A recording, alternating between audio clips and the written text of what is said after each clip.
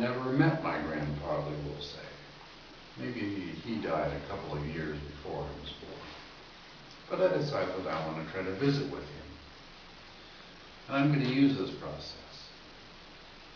And so I'm going to begin by actively fantasizing that I'm visiting with my grandfather. And I might do that kind of like this. I might complete my preparatory process. And I might then imagine or pretend or fantasize that I'm sitting down on the back porch of an old house, looking out over the backyard. I might be pretending that the grass is very tall and the weeds are very tall, like whoever lives here is not taking very good care of the yard. I might fantasize that there are trees and maybe a light breeze. I might pretend that I can hear the breeze kind of rustling the leaves.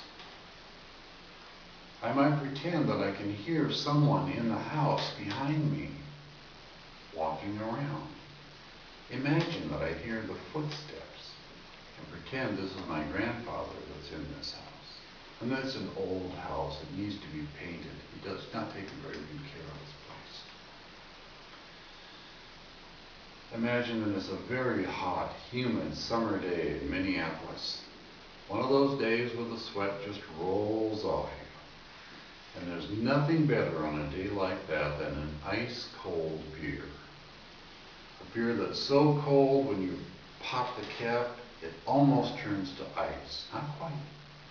But it's so cold it almost turns to ice. Just ice-cold beer is perfect on a day like this. So I'm going to pretend that I have 2 beers like this, and I'm going to invite my grandfather to come out and have one with me. And so I'm actively fantasizing, actively pretending, and so I call out into the house, "Hey, grandfather, come out here, I've got something for you." And now I pretend that I hear him walking toward the screen door behind me. And I pretend that that screen door makes that creaky noise as it opens up. And I hear him walk out onto the back porch and the door slams shut. And I pretend that he sits down next to me and I pretend to give him a beer. And I pretend that I start drinking my beer and I'm fantasizing that he's drinking his beer. And now I start a fantasy conversation with him. I might start out by saying, "Well, grandfather, I'm Bruce." And then I imagine his side. "Yeah, I know. I was born 2 years after you died." "Yeah, I know." And I continue to fantasize this conversation. I'm pretty good at fantasizing my own side, but I'm a little thin on pretending his side. Love. "Yeah, I know." And as we continue this conversation that I know I'm making up, at some point, grandfather says, "You know, Bruce, when I was a younger man, I was a bank robber." And I'm thinking, now I know I'm making all this up. This is just a fantasy, but that was a little unexpected. That was an unexpected event. There's a special thing you do with unexpected events in this process. You play along with them to see where they go. So how would I do that? "Well, really, grandfather, what's the last bank you robbed?" I'm playing along. And he says, "First National Bank of Eau Claire, Wisconsin, got away with $12,000.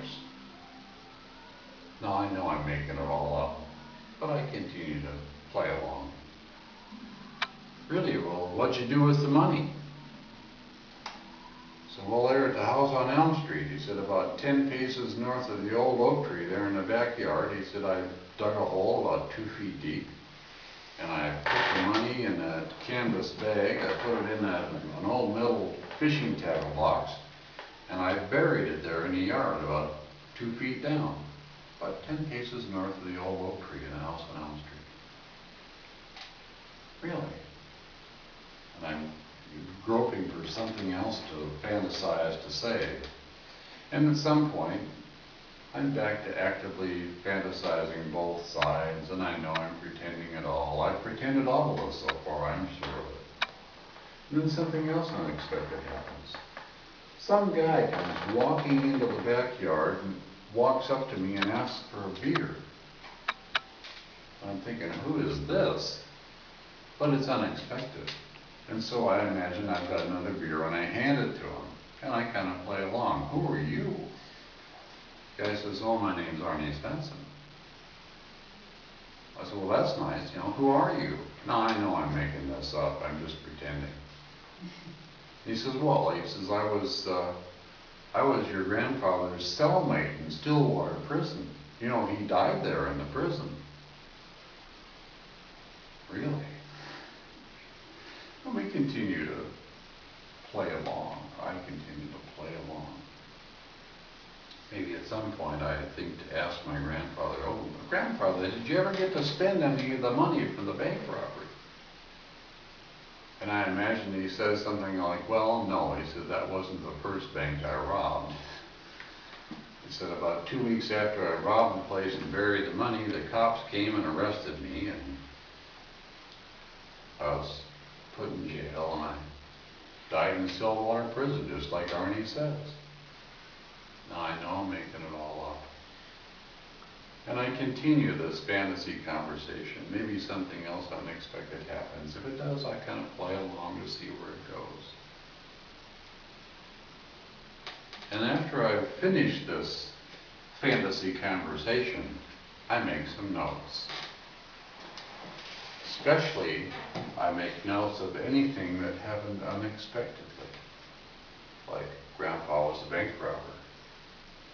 He robbed the First National Bank of Eau Claire, Wisconsin. He got $12,000, buried it in a metal tackle box 10 paces north of an oak tree at a house on Elm Street somewhere.